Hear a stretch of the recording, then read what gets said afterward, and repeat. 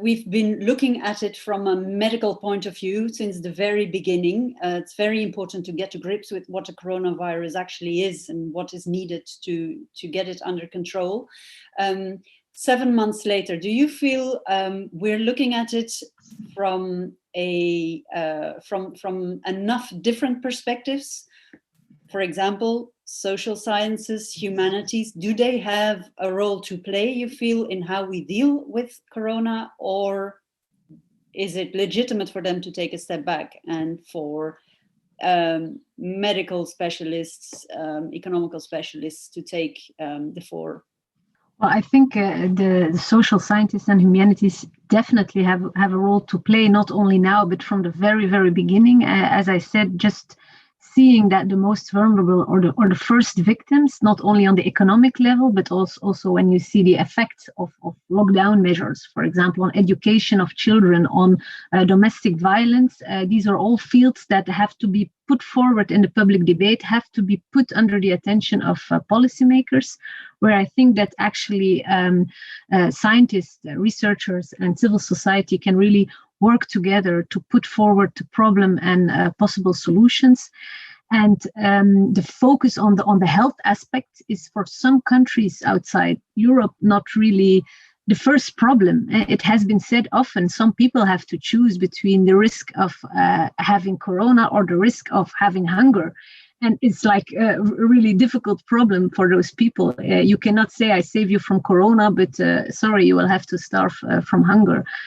So the income problems are much heavier in many countries than the actual health problems. So that's one of the issues, I think, that also social scientists, but also within Belgium, can think how to cope with that and how to keep it on the agenda, especially what is the price of fighting the pandemic and for whom. 70% of social media influencers from specific diverse communities in Brussels do not want to support the case of getting people to adhere to the COVID-19 guidelines. Of course, you can put out all the information and all the scientific studies that you want. Not everyone will read them, to put it lightly, will think about them, will form their own judgment about them. So what do you do, or can one do, with regard to this lack of motivation or the needs of information of specific communities? Do you need one-on-one contacts to get everyone on board? What's the answer? I think that there's just one thing I want to stress is, again, we're not all in the same position in this crisis. So when it comes to motivation to respect rules and legitimacy of rules, we're not in the same situation. I remember in the first lockdown, some people were telling me during Zoom meetings, like, this is really an opportunity for us to think and appreciate small things in life. Well, as a single mother with 2 children working double as normal, I was like, no, this is not the same. And still, relatively, I can also relate to other people who are in a worse situation, who are maybe living with 5 in a small apartment, who cannot go outside, who have to take care of their parents because there is no alternative, etc., etc. So I think rather than the focus that we have had often, unfortunately, on why certain communities don't want to respect or don't understand the rules, we have to really, really take more into account the different situations people have and how we can have answers to the real challenges they are facing and take that into account. It is not the same to respect a lockdown in a villa with a garden than in an apartment with a lot of children who have to also follow school, who don't even have a connection, etc. Looking back on all that we discussed, is it a matter of reorganizing society in economical terms? That's what I want to focus on now, to really change things that are perceived as wrong right now? Or is it more a matter of thinking how we think about what it is to be human that needs to be done? Is it a philosophical approach that needs to be taken, or is it all about the hardwire of society, and is a revolution needed? Let me put it that way. as they say, never waste a good crisis. So a crisis is a crisis, and we should not make a romantic picture of it. But a crisis always is an opportunity as well. And I think this crisis has opportunities to recognize the impact of the climate crisis, the crisis of biodiversity as a cause of the pandemic, to recognize the importance of social services, of health workers, to recognize the importance of public services, like the state now intervening to ensure for people a decent life, even when they are hit by the economic consequences of the measures and the crisis. The importance of women working much more than men in those social services, people with migrant background as well. So I think it is an opportunity, but of course it's not going to realize it itself. And that's where, again, I also turn to researchers to tell us what makes that a crisis is not wasted or wasted historically. What lessons can we learn? And to continue, that's really the call I would like to finish with, to continue to nourish the public debates, to nourish also civil society organizations, because our core business is to work towards social impact in society, impact in policy making. And often I'm really struck how much there is known in academic worlds that we don't know. We have no clue. So please let us know all these important information, this trend. Invest some of your time in making fact sheets, in making publishing in mainstream media, because it helps us as well to try to push in the good direction so that this crisis is not wasted. Let me then address Maarten van Steenkiste, one of the social scientists here. Good afternoon to you too. Let's tie in with what Naima just said. Where do you see the role of the social scientists? Was I right in saying you had to really fight for a seat at a table, for the right to be heard and to be taken seriously in how to deal with this coronavirus, and to convince policymakers of your contribution and the value of it?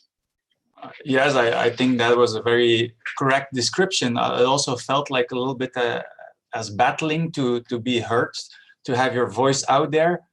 And I think from a psychological perspective, we have a lot to add there already, as said also before, from the very beginning.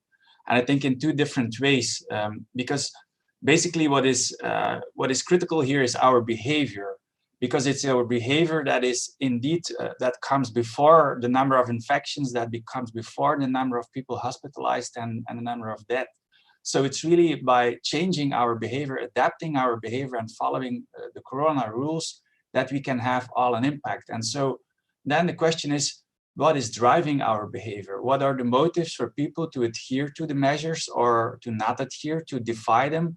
So that from that perspective, we need to develop a set of measures that are motivationally supported, that are well communicated.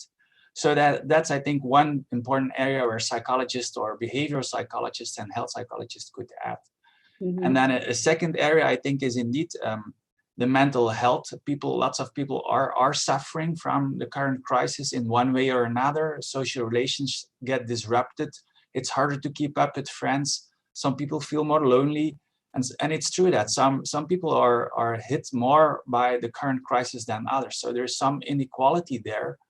And I think from a clinical psychological perspective, well, we could develop more mental health programs, for instance, bring it out, launch it there, so to support people and also to react in resilient ways to cope with the situation. So I think these are the two primary areas where we could contribute as psychologists. This virus is intangible. It's not there for us to see or to touch. We can see the effects, and we can see it when we watch the news, or we know someone, or friends, or family, or neighbors.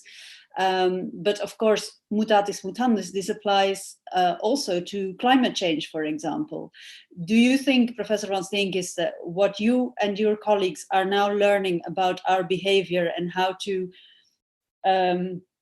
nudge it, manipulate it, that sounds too negative, I know, but how to steer it might help to also deal better with the climate change challenge that is ahead, or is that too optimistic?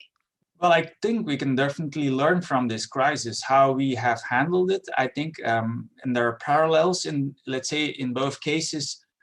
It's a matter of adherence to the corona measures, adherence to ecologically friendly behavior. And in both cases, we see people who may initially engage in it and then not follow up with it or not continue with it. And so I think what we learn also here is that, and that relates also to your question you had earlier on, it's of course those politicians were making decisions based also on their experiences in their lives. But I would have hoped, truthfully, that they would have turned much more to data, to evidence-based advice. And we have multidisciplinary teams, we have fantastic universities and people who are doing terrific work. But I would think that in a policy position, you do turn to those sources. And I haven't seen that enough, which is, and I think. Why don't they? Why is the discipline, our social sciences in general, not taken seriously by politicians, by I don't know. I'm not sure whether it's just us, but what I see is a difference with Frank van den Broeke, who has a much more scientific mindset to begin with. I mean, we haven't seen a lot of politicians in the studios. I mean, we haven't seen them to explain their policies. We need to have them there. They need to justify and motivate people. You cannot just say, stay in your cut. You need to be more than that. I mean, it's about developing a coherent framework, which is also what we need for climate change. Engaged learning, this connection between, indeed, like Naima just said, civil society, feeding them with all the expertise that's there in academia, but also the connection between academia and students that are now being driven back behind their screens, their computer screens. There's no, or much less, contact face-to-face between teachers and students. How to reactivate this engaged learning, and what is the importance of that to pass on expertise, but also maybe the energy and the will to act in the world and affect the change that that is required, or that may be required. Well, I think at a very structural level in the university, we need to prioritize more this task. I mean, we are asked to do research, to indeed to teach, and then you have societal valorization of your work, where I see a lot of colleagues who don't go out, who stay within the building.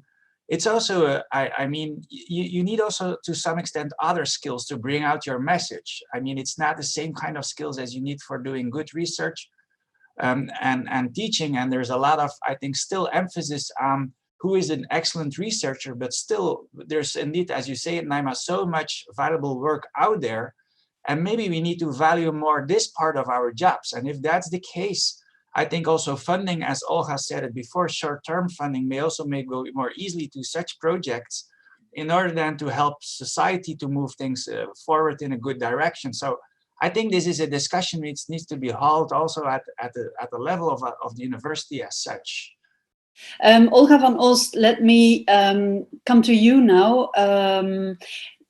Our mental health and mental well-being, finding sources of energy and hope and inspiration can be found in the cultural field, of course, your field. And today there was this piece in one of the Belgian newspapers, The Standard, about the hit the museums took or are taking because of Corona. Tell us a bit about that, and where you see the threats and chances of what Corona is causing in your field. I think this crisis is having a major impact and also on our sector. And maybe when you think about heritage, probably people think about collections and objects. That's heritage work. And that's true. That's what we do, where we care for objects and so on. But that's not the only thing that we do.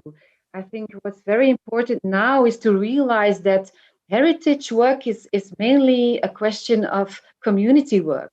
It's really working with people, communities in our museums, archives, heritage libraries, intangible heritage communities, you name it.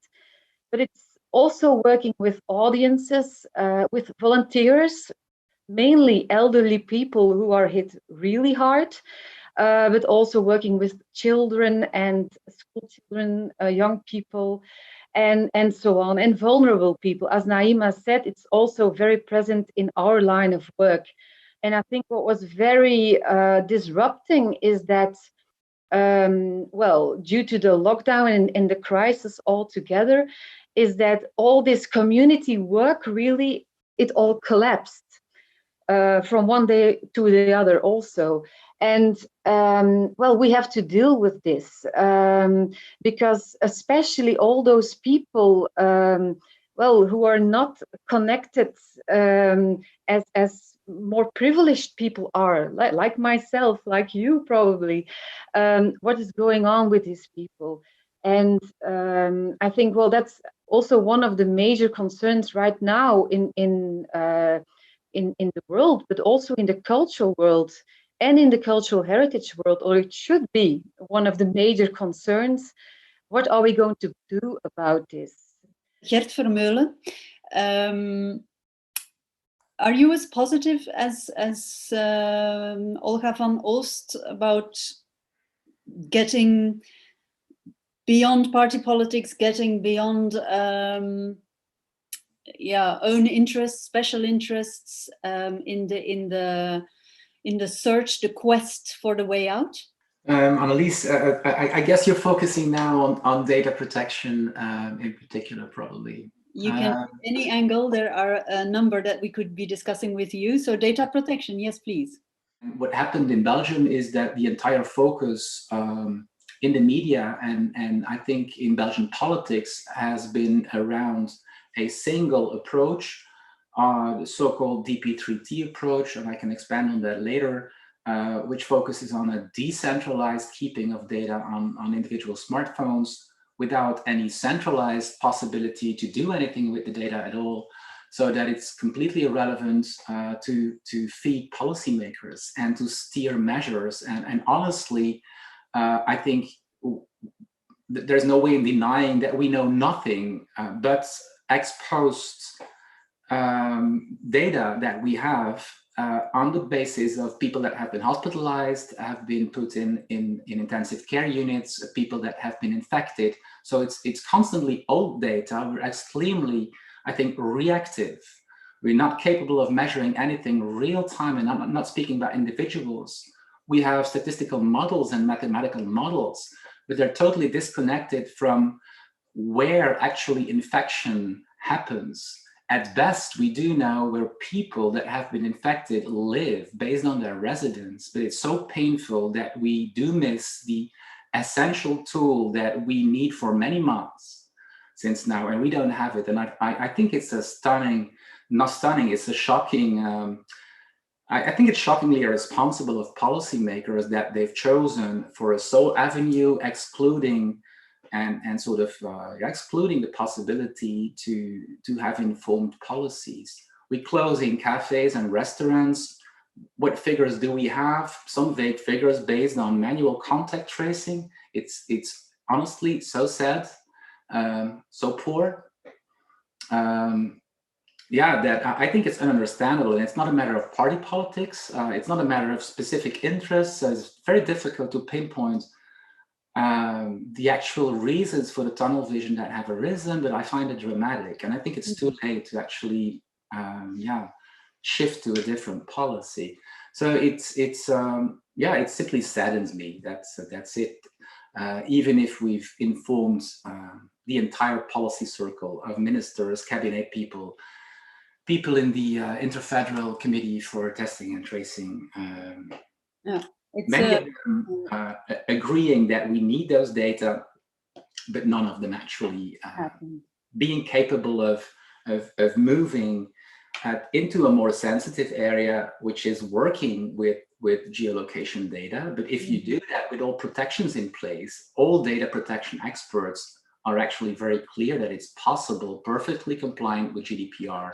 And I think also the citizen could be convinced to have trust in scientific institutions to do the job that they usually do for the public, by which basically we're being paid. So I'm sort of frustrated that we've not been able to do our jobs. There's a constant cry for, what is it, eenheid van commando, one commander, one commander-in-chief, so to speak. And it's a bit contradictory, isn't it? Because there is no single line of command. There hasn't been a single line of command in many months to start with. I think we would have needed it much more, honestly, and for a shorter term, that would probably have helped also the motivation of people. I think people have quite often felt very differently from policymakers. I think many people, in some instances, did also not comprehend the weakness of the policy. Sometimes the loosening of measure was very counterintuitive for many people. So I think that there's been a disconnection for many months between what the government says and what experts are telling day after day, and which honestly is not very stable. So I think that the public and the audience has lost connection with the policy world. But turning to your initial point, Annelies, about the legal system, I think that we did have legislations before the crisis in the context of public health, for instance, which allows to come with restraining orders against people who have been infected, etc. So our default legislation actually allows for more draconian measures than the ones that we've taken in the crisis. So I think this is where we land. Of course, there's much more that can be discussed, but I think a lot has been broached, a lot of food for thought has been produced by the panelists. So I thank you very much, Olga van Oost van Faro, Professor Gert Vermeulen, Naima Sharkawi from LVLF, and Professor Maarten van Steenkiste. I'm sure this is not the last we've seen and heard of you at all. I hope, we all hope, that this has proven useful and inspirational. I hope you will stay well, healthy and happy, and inspired to do the job that you are doing.